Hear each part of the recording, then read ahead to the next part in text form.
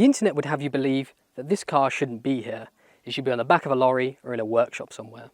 But seeing as we've got a working Mazda RX7 here, we're in Wales, we're on the Black Mountain Road, it's time to find out just how good this car is. Now this is a modified example. You can see it's got the Wed Sport wheels here.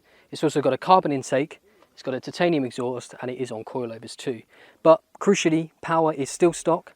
The car is relatively stock. So it's time to find out just how good this car is. Welcome then to the RX7. This is the FD RX7, which is the third generation car. Now, this car went back to its roots really with the 1978 car, which was a bit more sporty and a bit lighter than the FC car, the second generation. I mean, it was short-lived in the UK purely because sales were pitiful. I mean, in total, Mazda built 70,000 FD RX7s and just 210 made their way to the UK.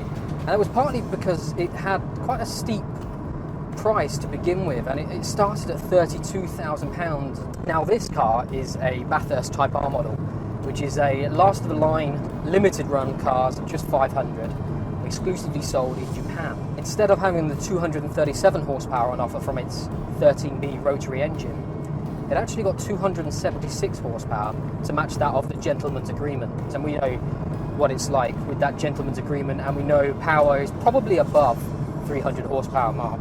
And suddenly you've got an ultra quick performance car which could take it to the likes of the NSX and even the Porsche 911. Now I know what you're thinking, it's that rotary engine that seems to break all of the time, and in truth, when it's well maintained, it's just not the case. It does require more servicing than usual, and oil changes should really be done about every 3,000 miles, but a well looked after car is going to serve you well for years. It feels different to the others. It feels more of a sports car.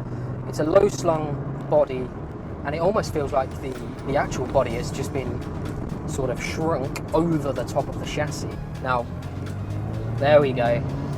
Accustomed turbo lag with 90s Japanese performance cars, even if this car is fitted with sequential turbos, and it is glorious when you rev it all the way out. You get that signature rotary whine, that high pitched tone. Just knock it down to second here, and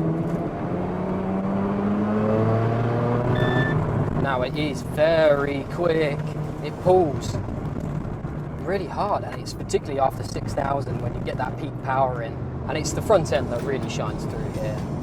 And you can throw it into a corner with real precision, but you can plant the nose pretty much anywhere. And of course, with it being rear wheel drive, you can entice the rear end to come round, but you don't need to be driving it at 8, 9, 10 tenths. It's really rewarding just to keep it in third gear, use a bit of the boost to pull you along, but you don't need to be going too fast. It's a car that puts a smile on your face, the RX7. And it's not the most popular choice out of the Japanese lot. It seems to be the Skyline that's taken the crown, that Gran Turismo era.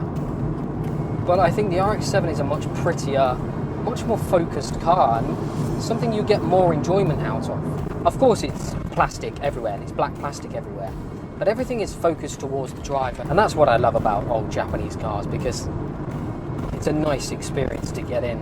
Now, would I buy one? In a heartbeat. This car makes you feel special. It sounds brilliant. It looks the absolute business.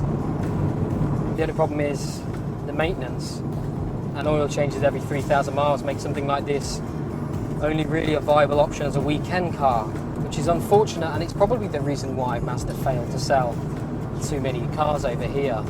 But it means there's more room for us enthusiasts to pick up where they left off.